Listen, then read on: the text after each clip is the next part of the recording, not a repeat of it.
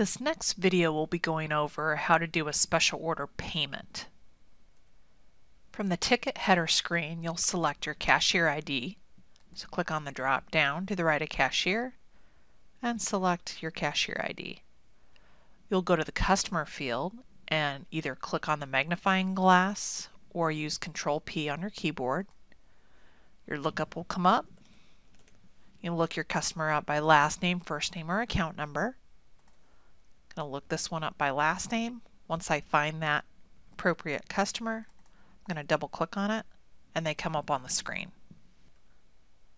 I'm going to click on the Ticket Detail tab up at the top or press F6 on my keyboard.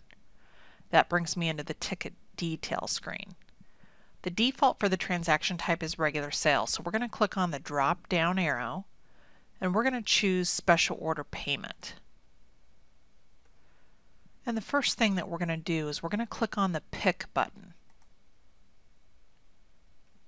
In here it's going to show you the different ticket numbers that have special order deposits and the items.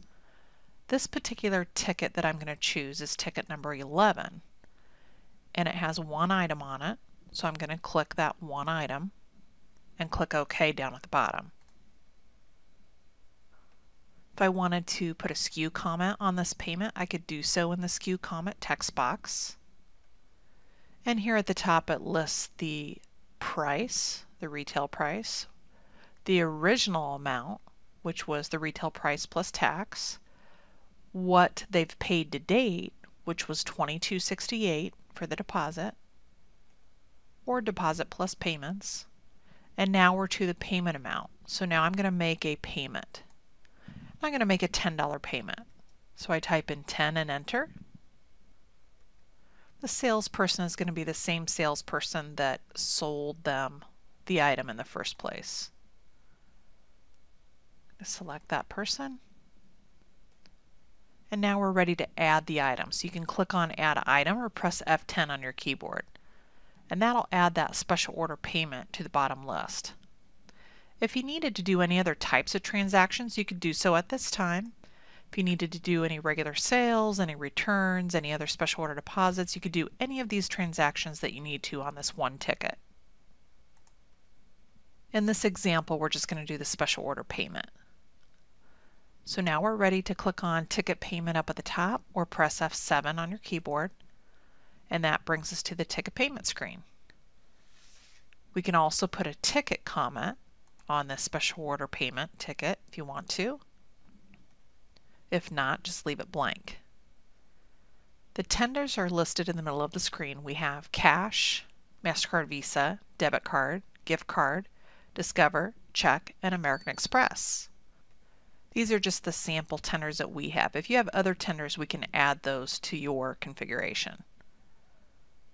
I'm going to go ahead and select cash, so you can either click on cash or you can click on the drop down under tender and select cash. If you made a mistake, you can click on the X to the right of amount and that clears that out. Maybe they wanted to give you a check instead, so you can click on check, and now we're ready to end the sale. And you'll see that it lists the $10 up at the top by special order deposit, since that's just an additional payment towards the deposit. The subtotal and the total due of $10.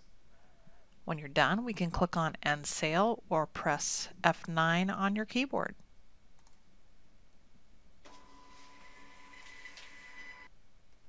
And here's a copy of what the receipt looks like. If you wanted to burn your logo in, if you have a thermal receipt printer, you can do that here. You have the beginning receipt message, the name of your company, address, phone number.